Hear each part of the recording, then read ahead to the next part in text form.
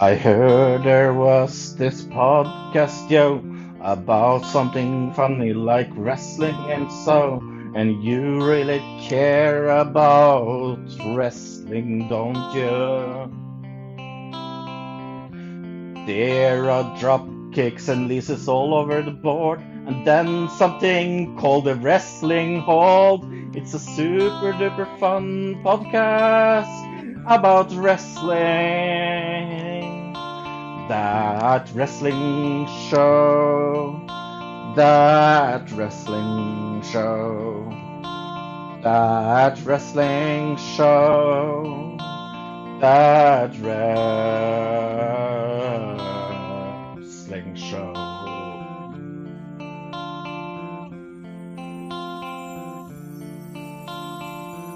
Well, Fro and Bill and maybe a guest or two is here to hold your hand and guide you through a podcast about wrestling. We have a lot of extreme fun, and that's without the gun, because I needed something to rhyme fun with. That wrestling show, that wrestling show, that wrestling show, that wrestling show.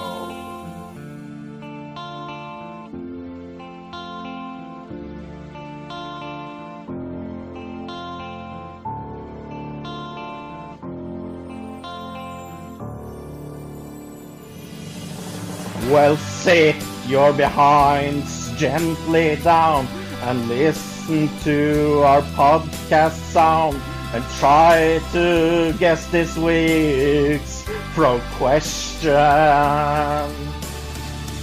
You win a lot of cool things, and also help Bill with his bills. That's a super duper fun competition. That wrestling show. That wrestling show. That wrestling show. That wrestling show. That wrestling show. That wrestling show. That wrestling show. That wrestling show.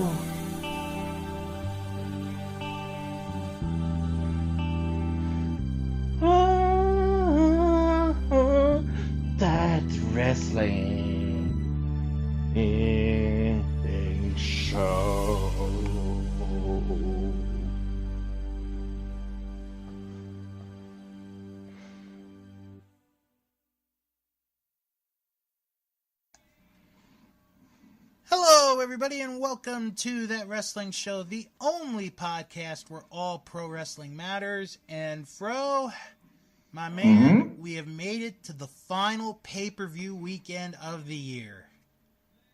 Woohoo! 12 months of a roller coaster of pay-per-views. We've had some good ones, we've had some bad ones, but we've made it. The good ones, the bad ones. We have made it to this, the final weekend of pay-per-views for 2018 in the world of professional wrestling.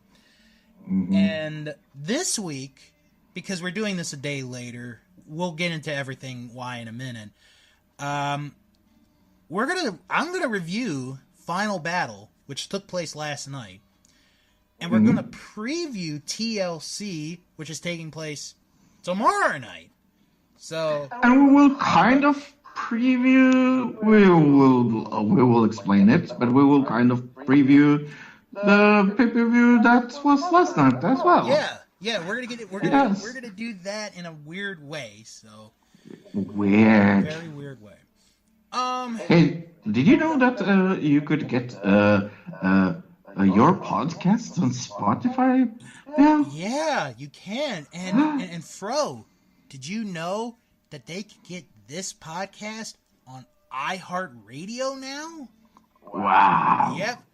We are on iHeartRadio now. And Spotify? And Spotify. We're all over the place. iTunes, Spotify, iHeartRadio, Google Play. So whatever you're listening to, check it out. And of course, Podbean. So wherever you listen to this show, check us out on one of those many fine podcast stations, wherever you live. So, you guys know that normally we do these shows on Friday, except for the once-in-a-while occasion when we have to do it on a Thursday because something's going on with me or something's going on with Fro. I'm just going to be quite honest with you guys. I was sick. I'm gonna say it in the most disgusting way possible. My butt was puking. He had the shits. Yes, basically. So I have been living on for the last 2 days on toast and soup. Although Gatorade's helped me very much. And Is Gatorade a good way to get your stomach better? yeah, Really? it has electrolytes. I know. Yeah, it has electrolytes in it. Of course. Do you think Gatorade is a thing in Norway or not? I would think so. No. No? No. Wow. You have to like sports stores and things like that sells that here for some reason, but like normal Gatorade is not like normal to drink here for some reason. Wow, I'm surprised. Yeah. It really helps. It really does. But yeah, like When my stomach is really like iffy, I take and this is no joke. I flatline Coca-Cola and have Jägermeister and Coca-Cola together, and that helps so tremendously. Well, see, the thing is, I don't drink sodas. I know that's a surprise. Yeah. I have surprised people in my life by saying that, but I probably have saved myself from a worse case of diabetes because I don't drink soda. So. Right. No, I don't really like soda either, but this is just like to get the better stomach, and I take out all the I was going to say carbs, but all the bubbles in it, and I mix it with Jägermeister. Yeah. And the thing is, like, I don't really like Jägermeister, and I don't like flat Coke, and together it tastes awful. But whoa, that helps tremendously. If you have if you're shitting out of your mouth or your ass, I recommend it. Oh man, this is what Welcome. this is what we do on this show. Welcome to our new listeners. Welcome for to the first time. Shit Talk. Yeah, welcome to Shit Talk. Where we only talk shit. Yeah, literally. Literally. All right. First thing, let's discuss the elephant in the room, which has been, Fro, the record low ratings of Monday Night Raw. I'm so surprised. Second week in a row, they have set record low ratings. I am so shocked. And Fro, I'm going to tell you how bad Raw was this week. Yes, please tell me, because goddamn, you can make sure that I didn't watch it. It was so bad, Fro, that I went to bed at 9:45 Monday night. I did not stay up for the rest of Raw. So, because of these record low ratings, this Monday night on Raw, Mr. McMahon is going to be on Raw. Yeah, because he's not the fault or something. Right. It's not like he decides how bad Raw is or something. Now, what is funny, and I did catch this a little bit while I did watch Raw, they're using the like the low ratings and stuff on Baron Corbin. As an angle? Yeah, as an angle on Baron Corbin. It's like, because Baron Corbin's been, the GM and the way he's been running, the shows have record low number ratings and... Yeah, because that's definitely his fault. It's funny the way they do that. But...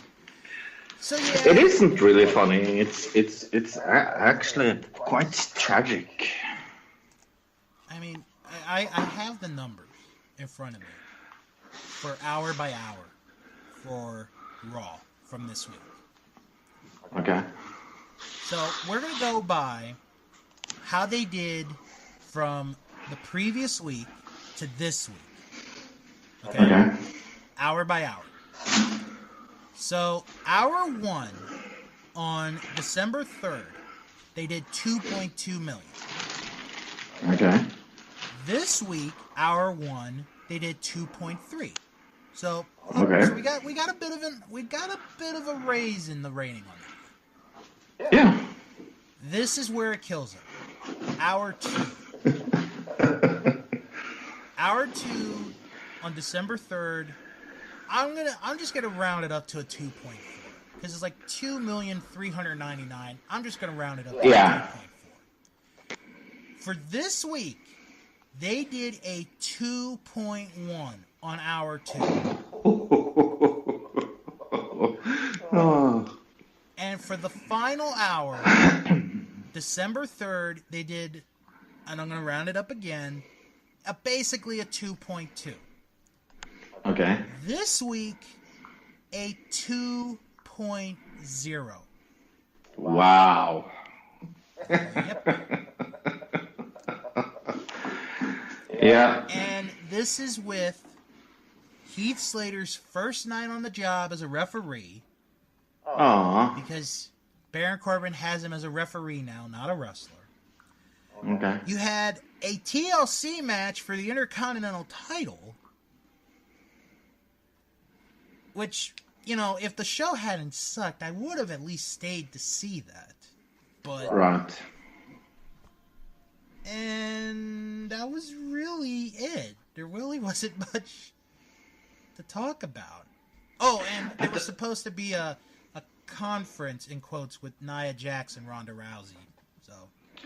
But I mean, I know the TLC matches, right? And when we come to that, I can't wait to talk. We will make our predictions on that a little later. And I mean, I honestly don't really know how Raw can save this to WrestleMania. I'm going to make a really bold prediction and say this will be one of their least sold WrestleManias in years. And I'm not talking about attendance. Okay, that's what I was going to ask. Right. I think attendance can't for itself, because, I mean, even though I'm not interested in the card, I would go to WrestleMania. Oh, yeah. I mean...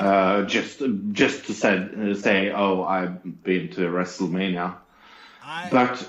But I think pay-per-view wise and also on the network, it will be one of the lowest rated WrestleManias in years, as it looks right now. If they don't put something magical out of their ass, like you did last night. Yeah. So yeah, we'll see what happens there, and we will talk about the TLC card a little bit later on. I do want to remind everyone on our Facebook group, this is the final weekend to place your... It's the final weekend. Sorry. It is the final weekend to place all your nominees for the 4th annual That Wrestling Award Show. I know I'm going to put my nominees in, Fro. I will mail you, I'll message you the list of all the categories, and you put your nominees in. You send them to me, and Monday night, you will get the official announcement of all the nominees in all the categories, including our new ones, the best feud of the year, and one that I'm not surprised is getting some reaction, most overrated. I can already tell you that my nominee for that will be Brock Lesnar and yeah, I think Brock Lesnar and Roman Reigns maybe. Well, we'll have to wait and see. One other thing that I do want to bring up, and this discussion started during the week. Actually, it was yesterday by one of our loyal listeners of the show, and someone who is he's very dedicated in our group, and I'm talking about Brian. And this discussion, we've had this discussion for a while, because for those of you who have watched me back from a long time ago when I used to do Wrestling Man's Wrestling Show from 11 years ago. God, that seems like forever. I used to do a Hall of Fame where we, the fans, would vote for each class, each year. So, what a good idea. So when I started this podcast, the entire idea of doing a Hall of Fame was never in thought. So I'd been asked for a long time, does this show have a Hall of Fame? And I said, we should have that. Well, I'm glad you brought that up. Because on our Facebook group, which you can join, you just type in That Wrestling Show Fan Group, I have created a poll asking simply, do you want a Hall of Fame for That Wrestling Show? It started last night, and the poll will close once TLC is over. I vote yes.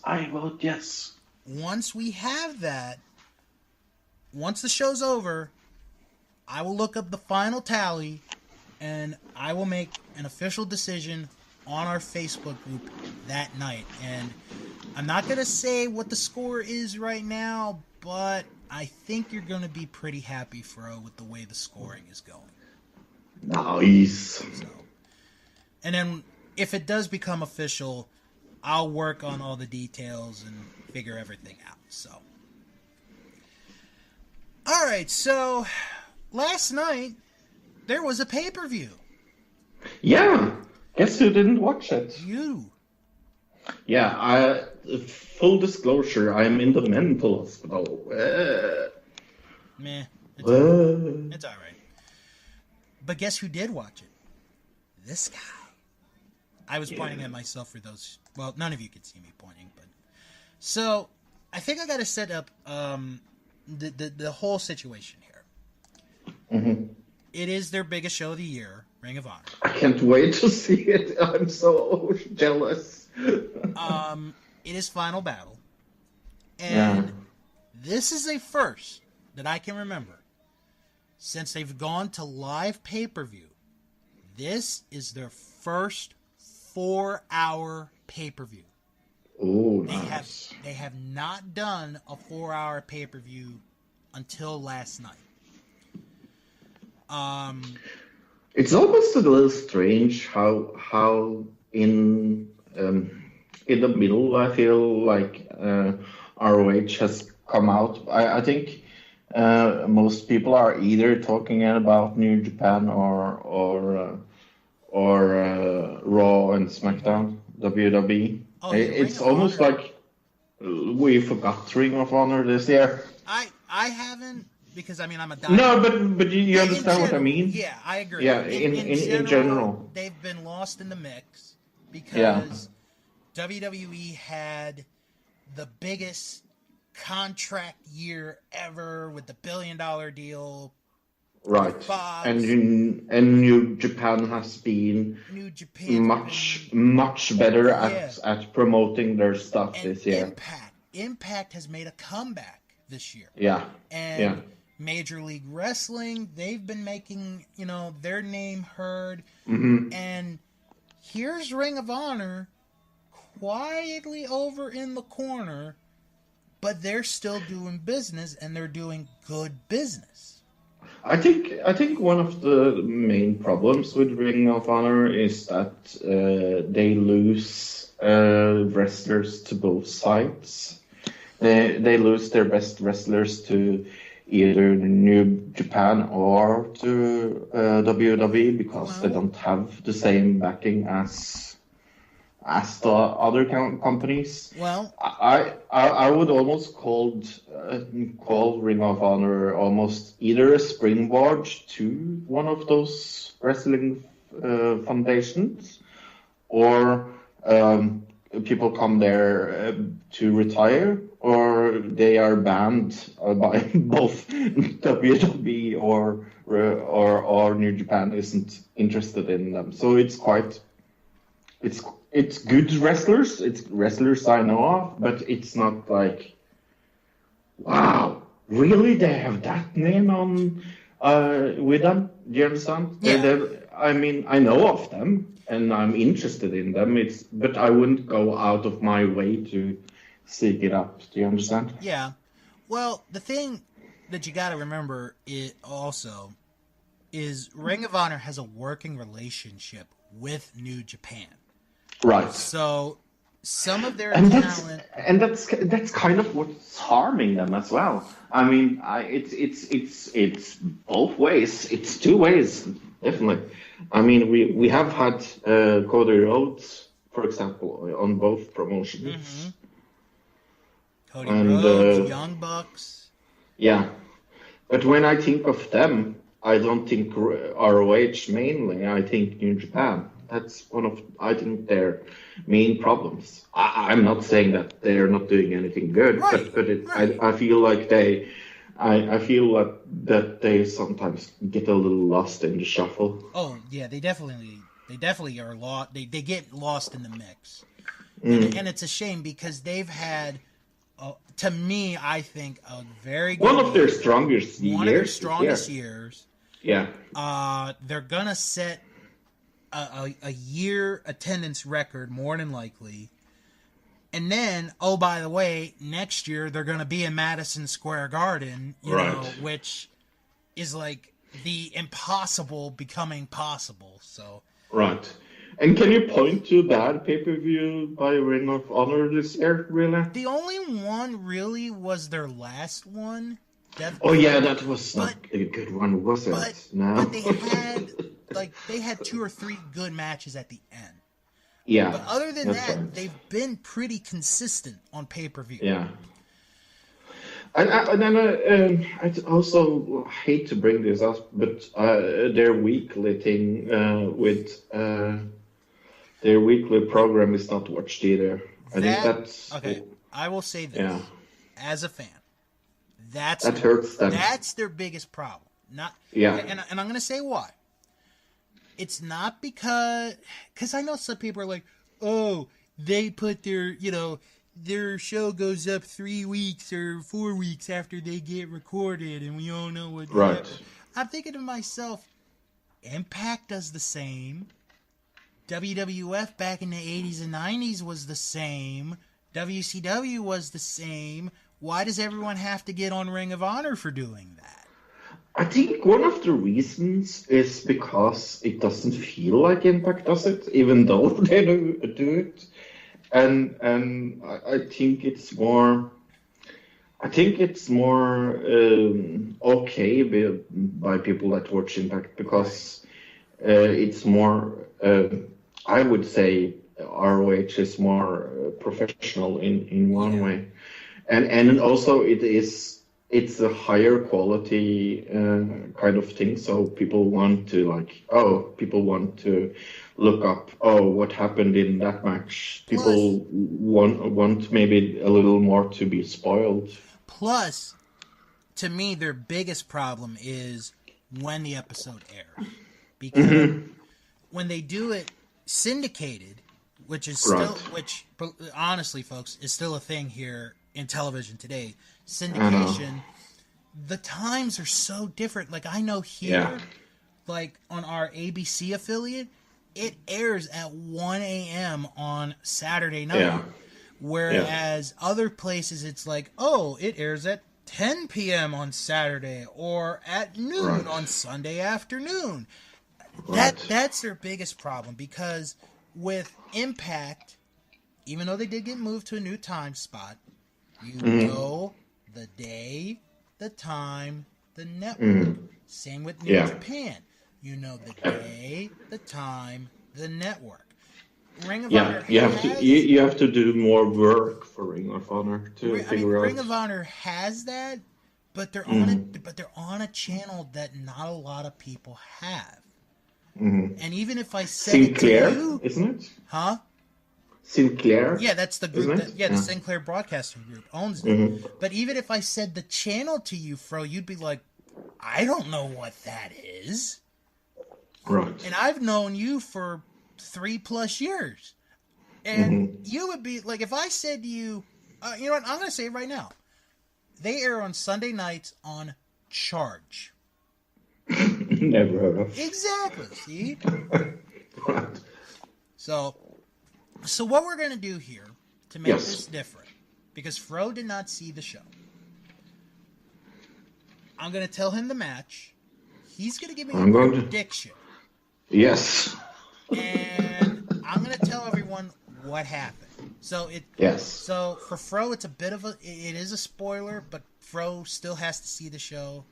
Fro doesn't really have to see the show. He really wants to see the show. By the end of this, you're going to want to. But I really want to. Okay, so a couple of things to mention before we get to the first match. 2 things that they mentioned on the show, on the beginning of the show, that we did not know.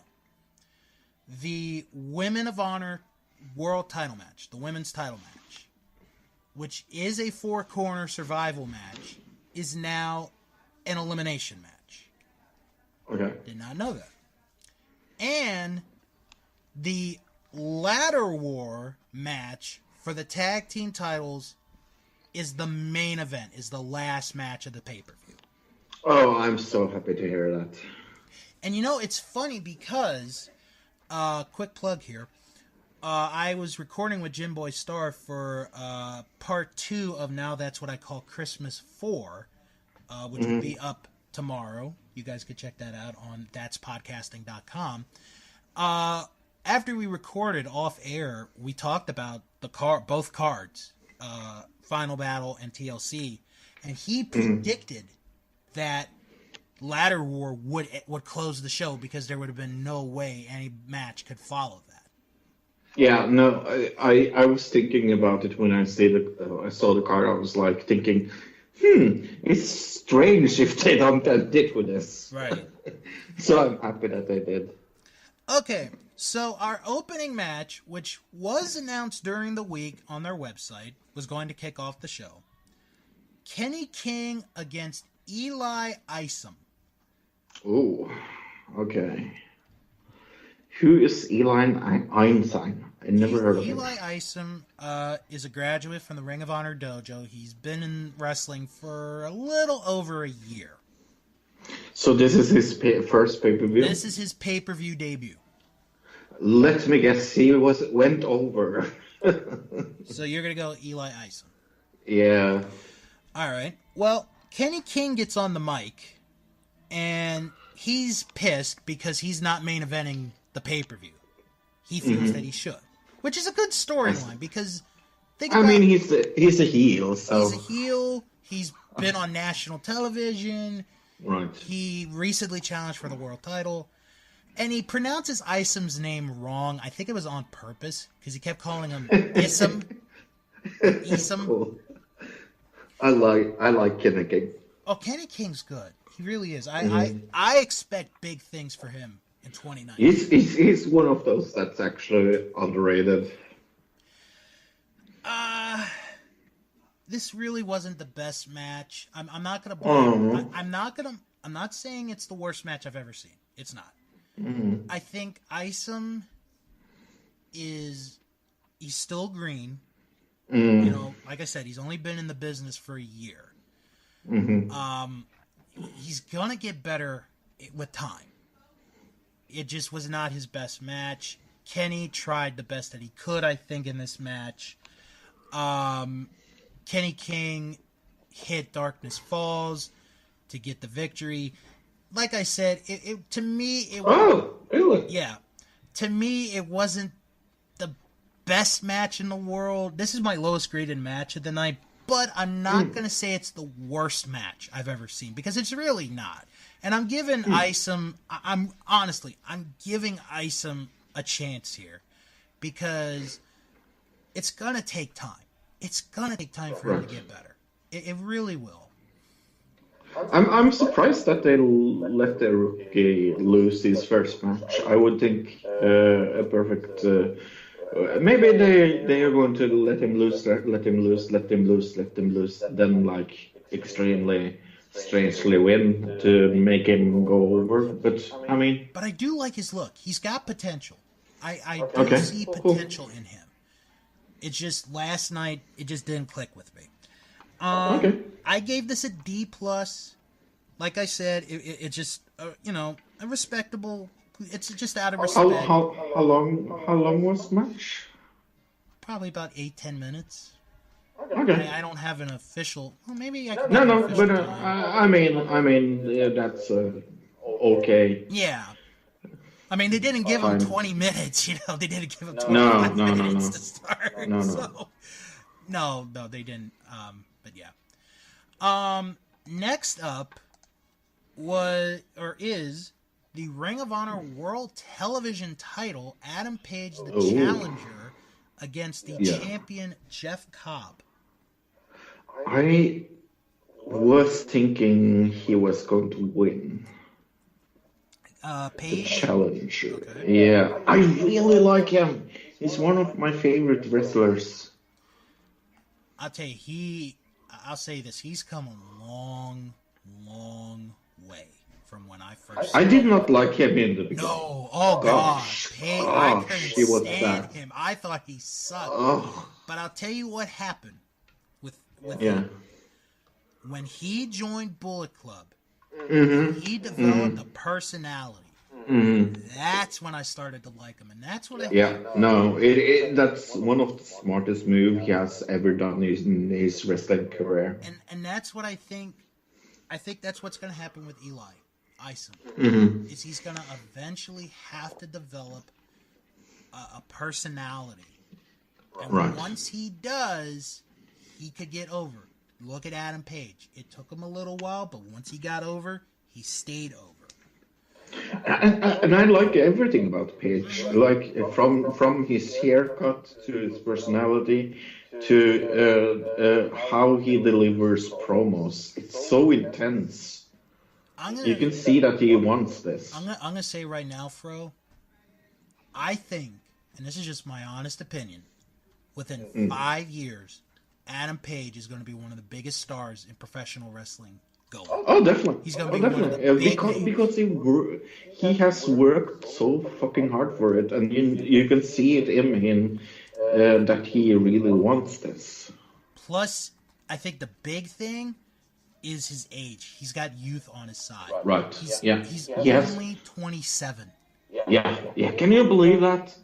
And he doesn't look or wrestle like he's 27. No. Oh no. No. Anyway, this match, very physical. Loved this match. Good. Cobb looks good. Page looks good. They went outside. They went inside. It was just a battle of two tough guys that went right at it. It was a really good match. It could have gone either way. Jeff Cobb ended up winning, hitting the Tour of the Islands twice to get the win. And it was to make sure that, the second time was, you're staying down. This was a really good, fun match. These guys didn't do anything crazy to kill themselves, and it really got the crowd into it. I gave this a B+.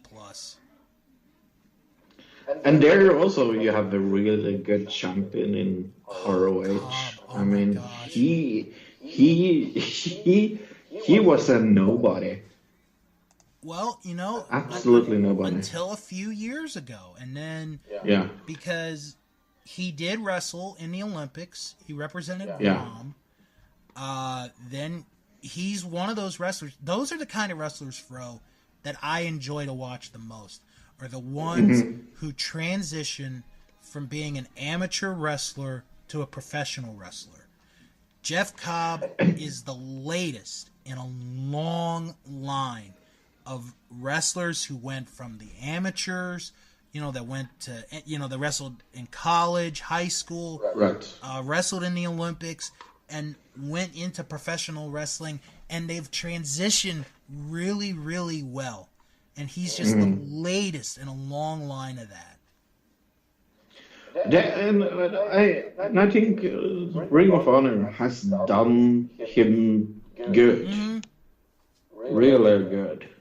I think I thought maybe he would lose it to such a big name. I mean, Cole has made his name now, so I think Jeff Cobb's in for a big year. I really do. cool. Because right now he's also the Pro Wrestling Guerrilla World Champion. Yes. So, he's Yeah. making it everywhere. He really is. Yeah. Next match is the Women of Honor title match. 4-corner survival elimination match. Sumi Sakai, the champion, against the 3 challengers of Madison Rayne, Karen Q, and Kelly Klein. I mean, as long as Madison Ryan doesn't win this, I'm happy. Wow. Um, I met her. She's a nice lady. She's really good. I'm sure she's really nice and all. You just don't like her just- wrestling. I get it. No. But I will go with Champ, I guess. Okay. Well, I would have gone with your original choice, anyone but Madison Rayne. Right. Okay, so since this is now an elimination match, it's 4-corner survival. No tags in this. So basically all 4 can be in the ring at any time. This could have been a little better. It was decent. I'll say that. It was decent. Okay. Could have been a little better. I like the interaction with Kelly Klein and Karen Q. You could tell, obviously, who the heels were and the faces were in Right. the match. Karen Q from the Mae Young Classic looked good in this match. Kelly Klein, who I have been a fan of since I first saw her in Ring of Honor. Very good heel. She's good. I enjoy her heel work. So we get into the eliminations. Kelly Klein hits K-Power, which is like a fireman carry slam, I guess is the best way to put it. And she eliminates Karen Q. So Karen Q's the first one out. Not surprised. So then we get to the 3, Madison Rayne and Sumi Sakai. They're fighting each other. Sumi Sakai hits her finishing move, Smash Mouth, on Madison Rayne, but Klein pushes Sakai out of the way, so she gets the pin. Madison Rayne is eliminated. Cool. So Kelly Klein's eliminated 2 people already. Will she get the trifecta here? So it ends up being Klein and Sakai. We get back and forth. Sumi Sakai tries a finishing maneuver on Kelly Klein, but Klein gets out of it. Sakai hits the Smash Mouth, but Klein kicks out. And then Kelly Klein tries for the K. She hits the K power. Sakai manages to kick out, but then they go to the top rope, or the top turnbuckle, I should say, and Klein hits the K power from the second rope onto Sakai and is able to get the 3 count. Kelly Klein, the new Women of Honor champion, the second one ever in history. It was. Yeah, I'm actually a little surprised by that. I see what they're seeing her. She's amazing. Yeah, she's very good. I've always thought Kelly Klein should have won the tournament, but I understand now why. Yep.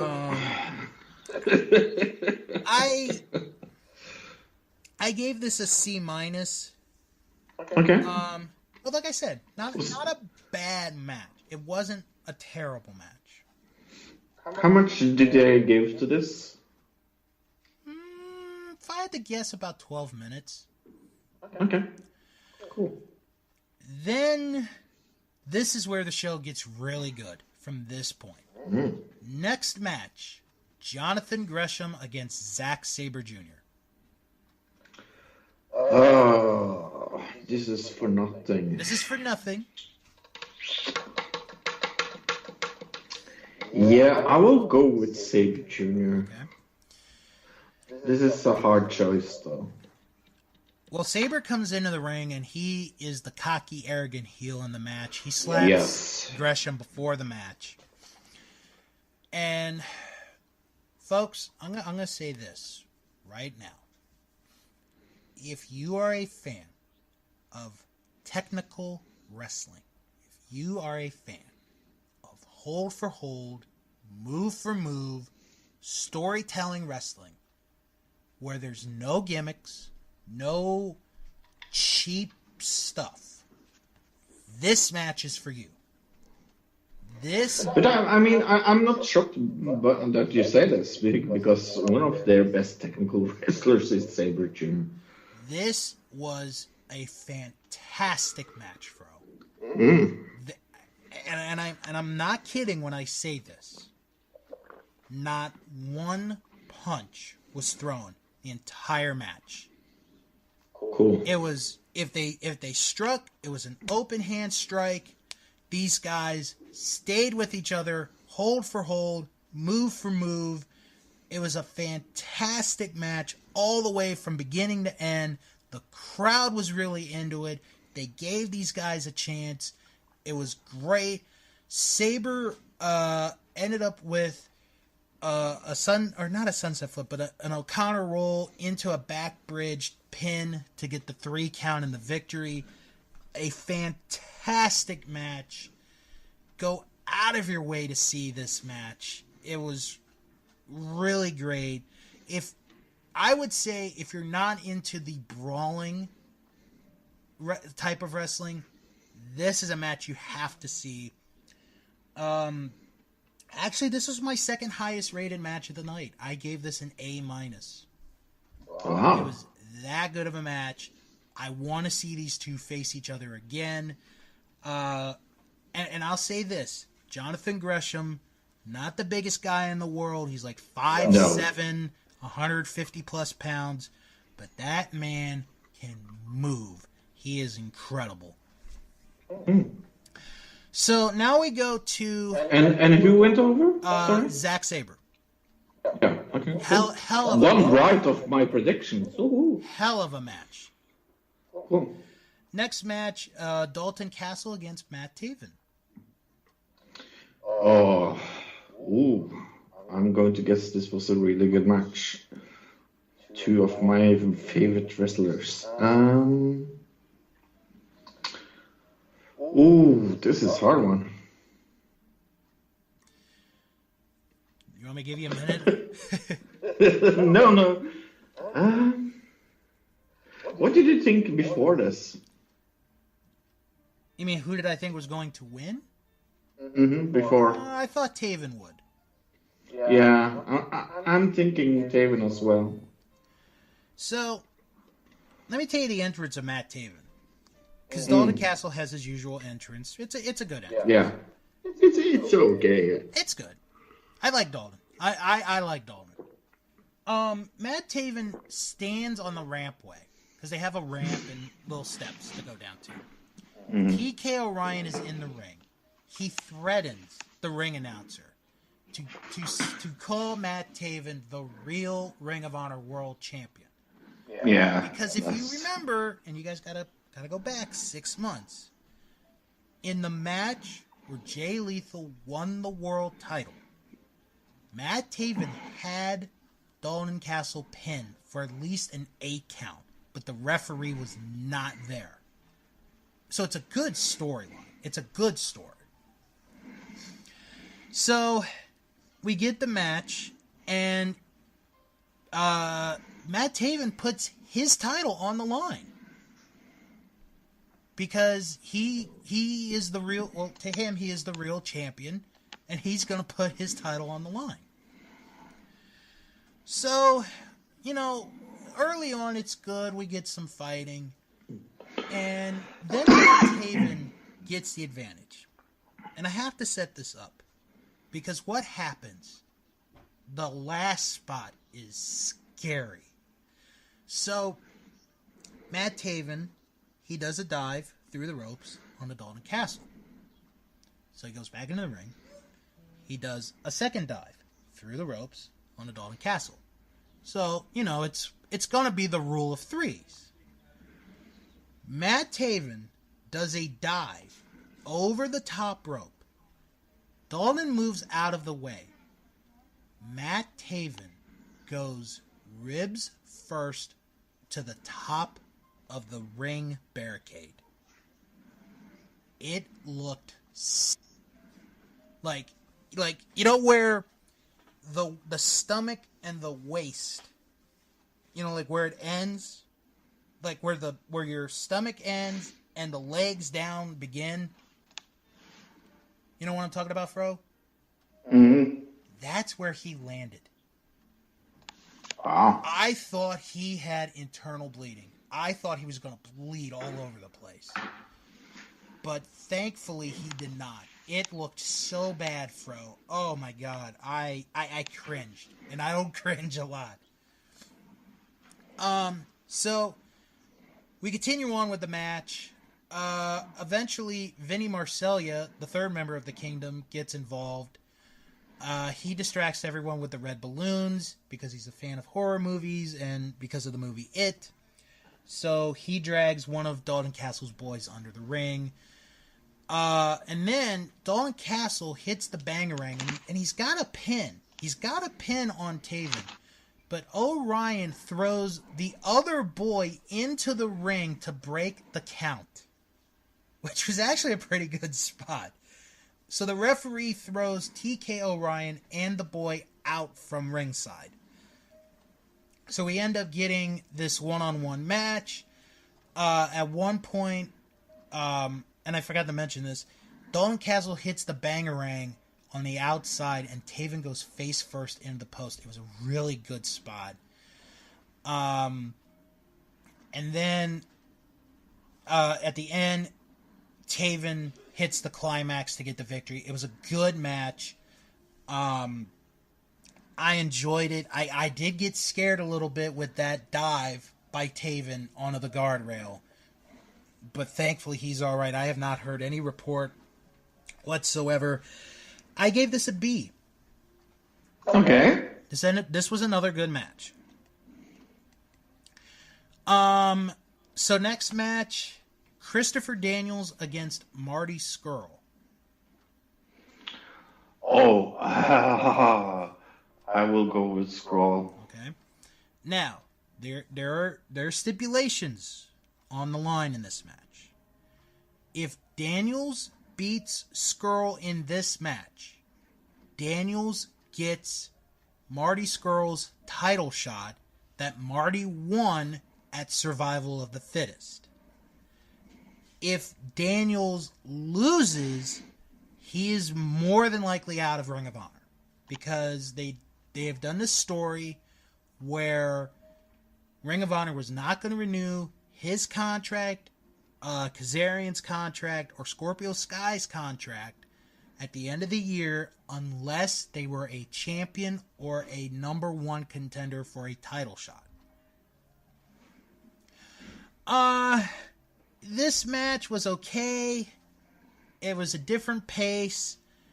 Daniels hangs with Scurll because Daniels is 48 years old and he's still in good shape. I give him all the props in the world.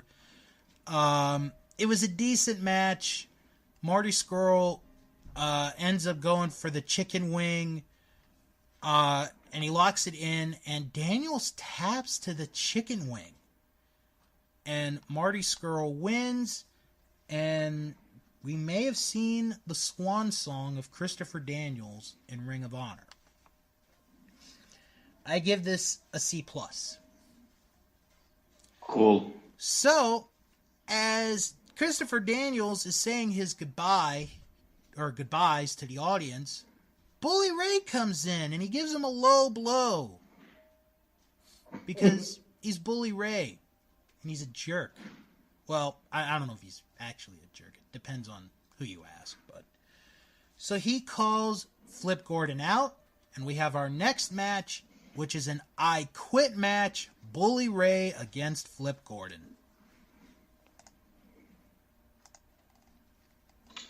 Flip Gordon. No, Bully Ray. All right. This was a fun match. So Flip enters through the audience, and he's got the American flag because Flip Gordon did serve in the military for the United States. So, so he's carrying the American flag, and we get into this fight, and they're going at each other. It's a good fight. It's good. It's back and forth. They're beating the snot out of each other. At one point in the match, the commentators tell us that Flip Gordon's girlfriend is sitting in the front row at ringside for this event. Okay. Good looking woman. Flip, you lucky bastard. But then this is where it gets good. Bully Ray starts... He's picking on Kerry Silken, who was the owner of Ring of Honor and is now the ambassador of Ring of Honor. So he's having a war of words. So he grabs his chain, his chain necklace that he wears to the ring, and he punches Flip. So Flip is out. So he goes to Kerry, Bully Ray does, and he starts going after, Kerry. All of a sudden, ring announcer Bobby Cruz stands up to Bully Ray. This is great, bro. This is great stuff. Wow. And Bully Ray pushes Bobby Cruz down. Then the referee for the match, Todd Sinclair, stands up to Bully Ray. This crowd is really into this. And he pushes the referee down. Then Bully Ray gets a Singapore cane. And he's about to hit Kerry with the Singapore cane. When all of a sudden, here comes out of nowhere, because he never left, Christopher Daniels, and he takes the shot for Kerry. He takes the Singapore cane shot for Kerry Silken. Then Flip comes back, and he's busted wide open. He is bloody. He's a mess. Although he's not the worst mess of the entire night, blood-wise. So we continue this fight. They're going at each other. There's a table set up on the floor. And then Bully manages to get the advantage. He then sees Flip's girlfriend in the front row. He pulls Flip's girlfriend out from the crowd. And he's gonna powerbomb her. And he's saying to Flip, if you don't say I quit, I'm gonna put her through the table. And he's gonna do it. And then all of a sudden, Kerry Silken hits Bully Ray with a Singapore cane, which stops Bully from doing the powerbomb. So Kerry is now standing up to Bully Ray. This is great stuff, bro. I love this. So Bully now stares at Kerry. Flip comes back. He beats up on Bully Ray. And just for that one brief moment, Flip kisses his girlfriend while he's got blood all over his face. It was pretty neat to see. So now Flip goes to the crowd and he gets his American flag back. Well, you see, Fro, the flag is on a Singapore cane. So he uses the Singapore cane with the American flag on it, and he starts beating on Bully Ray with the cane. So he is now trying to choke him out. He's going to try to get him to say, I quit, while, strangling him with the Singapore cane. Here comes Silas Young into the ring. Silas Young beats up on Flip Gordon. So another table gets set up, and he gets lighter fluid, which can only mean one thing. So he starts spraying the lighter fluid all over the table. And then all of a sudden, here comes Cheeseburger to the rescue. Poor Cheeseburger, he tries, but Silas Young beats him up. Then Colt Cabana comes out. Cabana's on commentary. Cabana comes out, and he's beating up on Silas Young, and, he gets an advantage for a little bit, and then Cabana gets hit with a chair. So then, Bully Ray has Flip set up. He's going to powerbomb him through the table, and Silas pulls a lighter out. Or, as my 9-year-old nephew called it last night, a matcher. He found a matcher. Give him a break, folks. He's 9 years old. Yeah? Yeah. So as Silas is about to light the table, the lights go out. Yeah. The lights go out in the building. Yeah? There's food here. Ooh. Do you mind if I get some food and come back in 30 minutes and record the rest? You want me to pause this? Yeah. Okay, we're leaving you on a cliffhanger, folks. Stay tuned. I'm hungry. All right. Yeah, just call me back in 30 minutes. Okay, thanks. Uh-huh.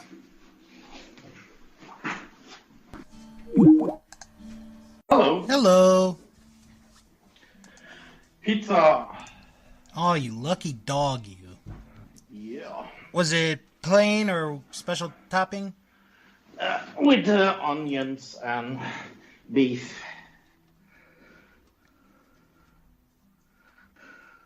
It was nice.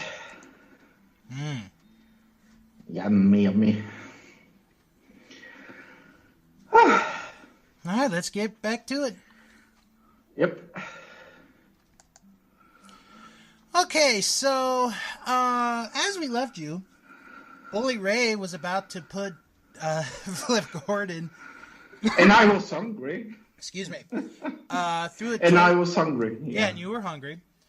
And I'm not hungry anymore, and Bully Ray is still. And Silas Young was about to light the table on fire when all of a sudden the lights went out in the building. Ooh. And when the lights popped back up, here came the Sandman. Why?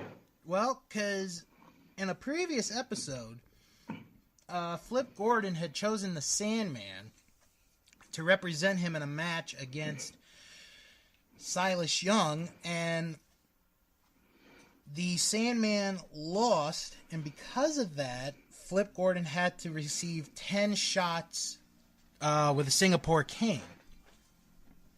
Oh. So, Silas Young got knocked out, and then Bully Ray and Sandman had a fight, and then Flip came back, and he started beating the crap out of Bully Ray with a Singapore cane, and Bully Ray said, I quit on the microphone. Silas Young out of the picture. Flip Gordon winning the I Quit match. A very fun I Quit match. I gave this a B+. Okay. So now we go to the Ring of Honor World Championship match. Cody challenging champion Jay Lethal. Yeah, I'm going to stay with Jay. All right. Well, before the match ever began, Cody got on the microphone and he said that he thinks he loves the people of New York City. Just thinks. He thinks. And he tells them to kiss his ass because he's not going to be at the Madison Square Garden show in April, which gets a loud round of boos. Very loud. So then Jay Lethal gets on the mic and he says that once he is done with Cody, Cody will be treated like the old toy and would be dead and gone. Wow. So, we have a good match here. Some shenanigans. Not a lot of shenanigans, but we had some. Brandy got involved. She hit a spear on Jay Lethal. Cody went for a pin, but only got a 2 count. Brandy tried to hit a spear again, but hit Cody instead. The referee was going to call for the bell, but Jay said no, because he would have disqualified Cody, I believe. But that didn't quite work. Then we get a little bit of controversy, because Cody Rhodes locks in the figure 4 leg lock on the Jay Lethal in the middle of the ring. And all of a sudden, the bell rings. Well, the referee never called for the bell. Nobody called for the bell. It was Adam Page who rang the bell, and he gave the title to Cody. But the referee was like, no, I did not call for the bell. Nobody called for the bell. This match is continuing. So we get a series of good back and forth action. Jay Lethal does 7 dives through the ropes onto Cody Rhodes on the outside. Then we get to the end of the match. Lethal hits a series of super kicks on the Jay Lethal, or on the Cody Rhodes, pardon me, followed by 2 lethal injections, and then he locks in the figure 4 leg lock on the Cody Rhodes. Cody tries to get to the bottom rope, but Jay pulls him back towards the middle of the ring, and Cody taps out. Jay Lethal retains the Ring of Honor World Championship. I gave that match a B. Cool. Now, after the match, Marty Scurll comes out, and he basically declares that he wants his shot at the Ring of Honor World title, saying that he's going to be the next in line. Then, coming from the entranceway, is NWA World Heavyweight Champion Nick Aldis, who stands on the apron, and he gives Jay a round of applause for his performance, and it looks like Nick Aldis wants a shot at the Ring of Honor World Championship as well. So some very interesting things could be happening with the Ring of Honor World title. I'm just happy I was right about one match. Yeah. Mm-hmm. And now we go to the main event. The ladder war for the Ring of Honor World Tag Team titles. Your champions, Frankie Kazarian and Scorpio Sky, defending against the Briscoe Brothers and the Young Bucks. I'm going to go with champions. All right. Well, this was just action-packed right from the beginning. It's basically pedal to the metal. Everyone's going full speed. Frankie Kazarian gets busted open a few minutes into the match, and he gets busted open hard way.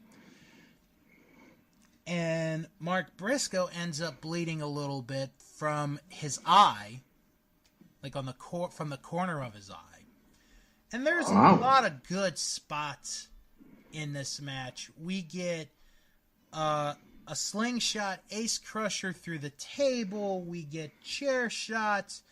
At one point, Jay Briscoe brought out a staple gun, and he was going to use the staple gun, but lost it. And then Matt Jackson was going to use a sledgehammer, but he didn't use it. Jay Briscoe is bleeding all over the place. He's got blood all over his face, all on his body. just very good action back and forth. Then we get to the conclusion of the match where Kazarian is trying to get the belt to keep the title. One of the Young Bucks goes up with a ladder. Mark Briscoe pushes the ladder. Nick Jackson goes through the table and then it almost looked like he hit another table face first, but thankfully he didn't. That was a scary spot. And then Mark fell onto a ladder back first, and then Kazarian fell through a table, and Jay was able to retrieve both belts, and the Briscoes are, for the 10th time, the Ring of Honor World Tag Team Champions. And I didn't realize this, but the commentators mentioned it during the match. This was only the 7th ladder war in Ring of Honor history, which shows you how good they are as far as using these stipulated matches and not using them very often. Right. Very well done. Match of the night, in my opinion. I gave this a solid A. Nice. So they made up big time from their last pay-per-view. They ended the year on a very good note. They got a TV taping tonight, and then that's it. I am looking very forward to see what they bring to the table, pardon the pun, in 2019. Well, I wish I could say this is the end of the show, but it's not. It isn't? No, because we are now going to make our predictions for tomorrow night's TLC pay-per-view event. And I'm going to guess that you're really looking forward to that event. I have mixed feelings about it. And I'll tell you why in a minute. But basically, I got my TLC match last night with that Ladder Wars. So, Fro, I'm gonna ask you a question. Mm-hmm. You're an intelligent man.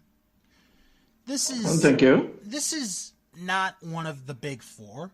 It's not Royal Rumble. It's not a WrestleMania. It's not SummerSlam. It's not Survivor Series. It's TLC. How many matches do you think are on this card? And we're including the pre-show as well. 7.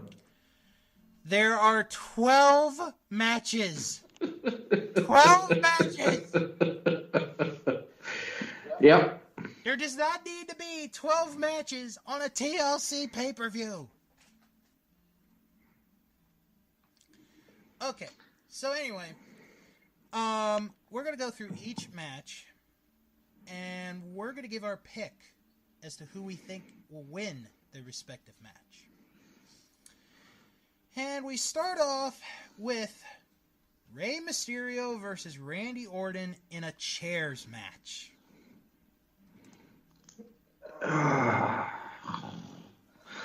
Is I don't care a good answer? I would like to think so, but... Well, then I don't care, but I will go with Rey Mysterio, I guess. This is actually a hard one to pick, I'm not going to lie. I'm going to say Randy Orton. Okay. To be different. Next match is the final match of the Mixed Match Challenge. So, remember, the team that wins this not only wins a trip anywhere around the world, but both members get the number 30 spot in the Royal Rumble. In their respective gender. Yes. No, they're going to get number 30 in the same match. They're both going to be... That would be funny if they came out hand in hand. That'd be the greatest thing ever. Okay, so here are our finalists. R-Truth and Carmella versus Jinder Mahal and Alicia Fox.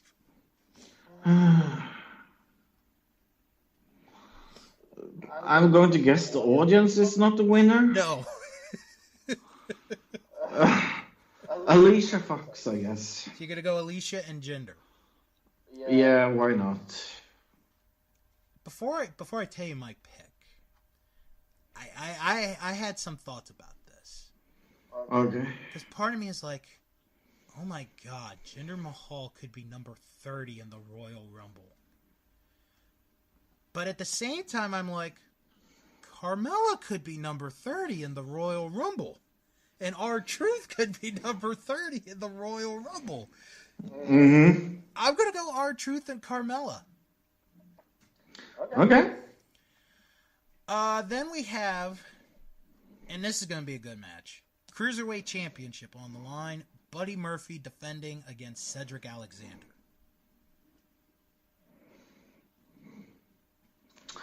I have to go Cedric. These two had a really good match in Australia. Yeah. I think Buddy he's on a roll right now. He's got the hot hand. I'm gonna say Buddy Murphy keeps the title. Okay. So we're opposite on the first three. Wow, this may be a first. Nice. All right, next up, and I'm gonna have to explain the stipulation in a minute. Elias versus Bobby Lashley in a ladder match. Now, here's where this comes into play. Hanging above the middle of the ring will be a guitar. Of course. The first person to retrieve the guitar can use the guitar on his opponent.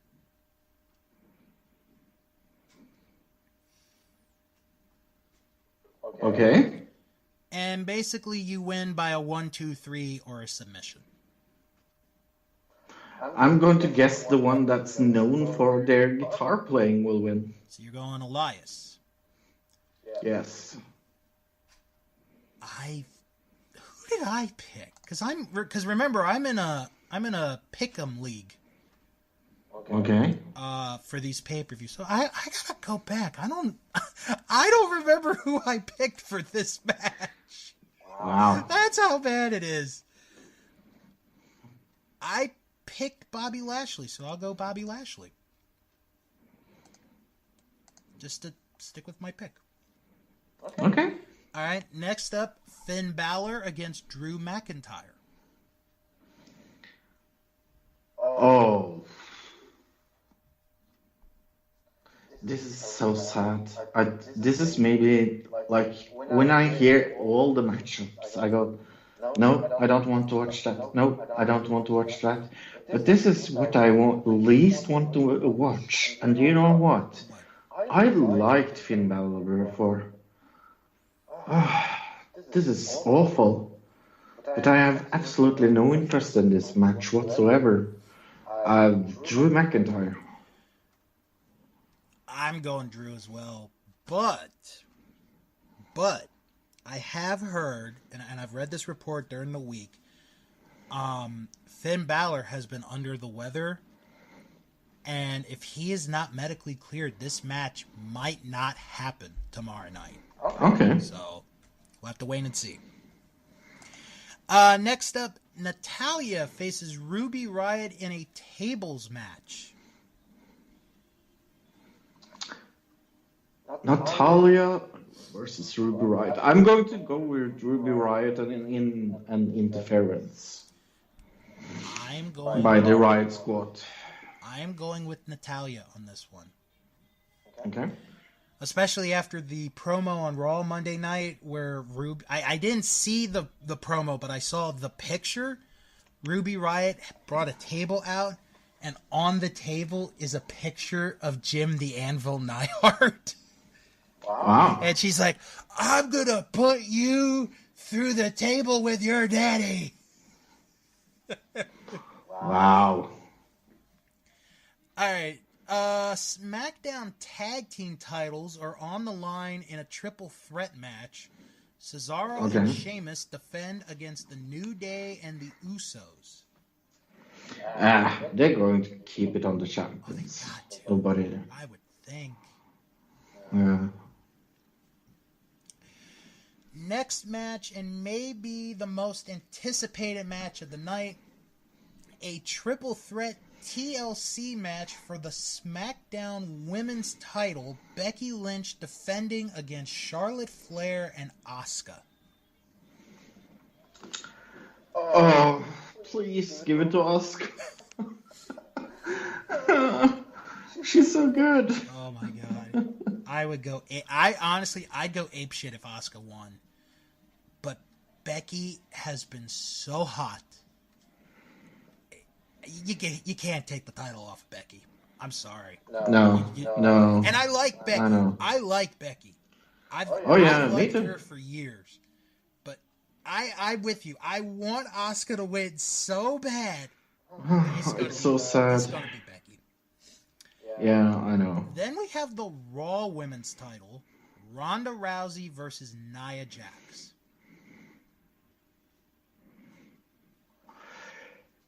Ronda Rousey. Oh, it has to be.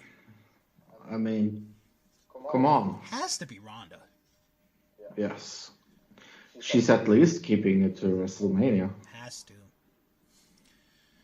All right, and then we have...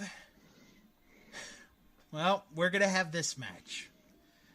Okay. Braun Strowman versus Baron Corbin in a TLC match.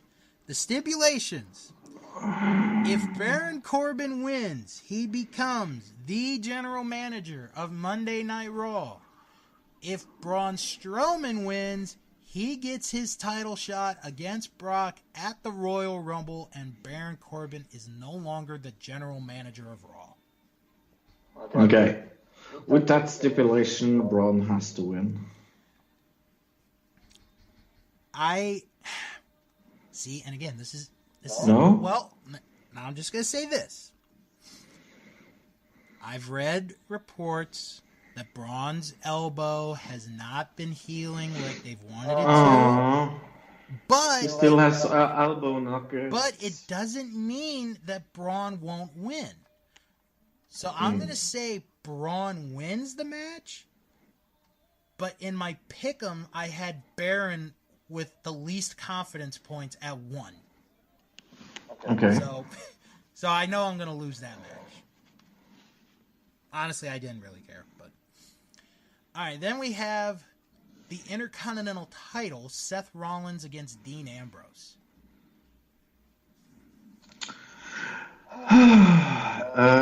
Who's heel again? Dean is the heel. And Seth has it? Yes, Seth has the title How long has it had it? since SummerSlam. We're going 4 months. Since I have. Yeah, I mean, because then they will have a rematch. I will go for the challenger, I guess. I am also going with the challenger in this one. I am going Dean Ambrose. And last but certainly not least, the WWE Championship on the line. Daniel Bryan defending against AJ Styles. This is the only match I want to see. Oh, how sad is that? I really don't know. This is a hard one. You go first.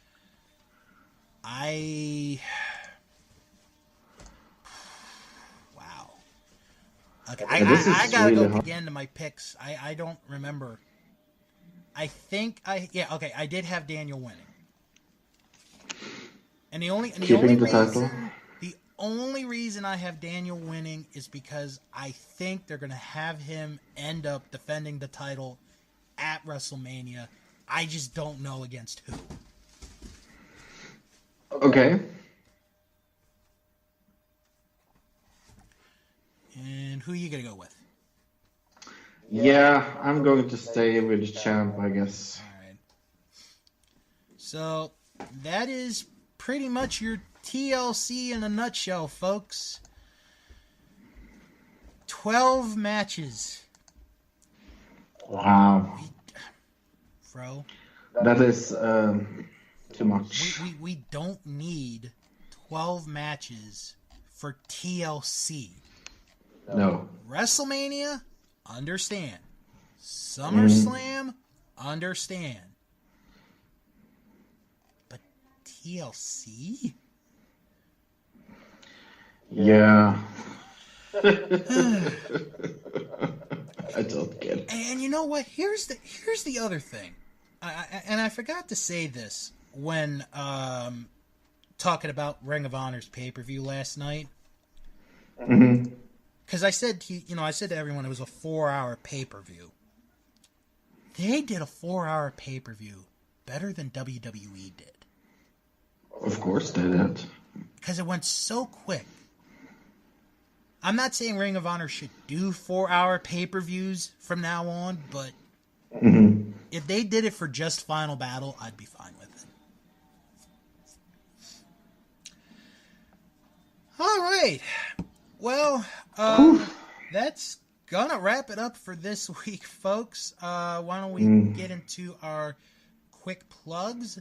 You can follow the show on Twitter at Wrestling Show 11. You can join our Facebook group, That Wrestling Show Fan Group. Type that in the search bar, That Wrestling Show Fan Group, and you're right there. Add yourself, and you are in. And if you can't find us for some reason, don't worry. Click on the link in the description box, and you are right there. And don't forget to check... Whoa, what the hell? What was that? I'm getting invaded by musical aliens. Don't forget to visit my Patreon page, patreon.com/Bill's World of Podcasts, where if you like this show, you can donate some money and help this show and many shows out that I do as well. Fro, what did you and Luke discuss this week on Another Digital Citizen? We talked about corporate logo conspiracy. Where we talk about corporations having their logos being satanic as a conspiration. Interesting. But next week we will begin wrapping this year up and give you our top best and worst TV shows of the year. So I'm really looking forward to that because that's one of my highlights of the year. Very good. I do want to plug real quick. You guys can check out this weekend myself and Jim Boy Star as we review disc 2 of Now That's What I Call Christmas 4. You guys can find that on the iTunes. That's What I Call Podcasting, or you could go to the website thatspodcasting.com where you could check out that show and some of the other episodes that I have been on with Jim Boy Star. And also, almost forgot. Check out Fro and I as we discuss the season finale of South Park, or at least I describe the season finale as Fro has yet to watch it.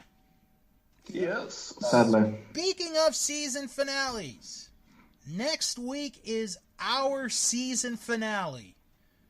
Can you believe it's gone that far already? I can't. I really can't.